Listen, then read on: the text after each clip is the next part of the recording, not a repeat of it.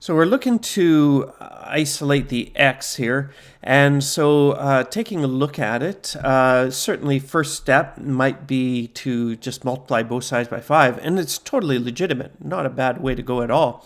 But I do recognize that 5 times 244, we're getting into some big numbers. Is there another thing we could do?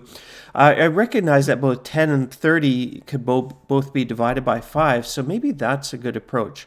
So let's factor 5 out of the top there, and we'd have 2x to the 3 plus 6 all over 5.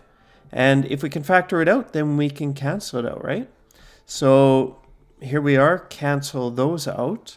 And so we're left with 2x to the 3 plus 6 equals 244.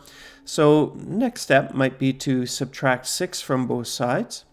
We're left with 2x to the 3 here, and minus 244 minus 6 would be minus 250.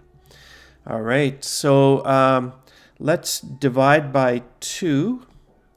Whatever we do to one side, we do to the other. X to the 3 equals negative 125. So we would go with the opposite. We're currently to the power of 3, so the cube root of this. And remember, if it's an odd one, we don't have to worry about the plus or minus, because the odd one, it already deals with that negative in there. There's not two options. So if we cube root both sides, we end up with the cube root of negative 125, and the cube root of negative 125 is negative 5, and that would be our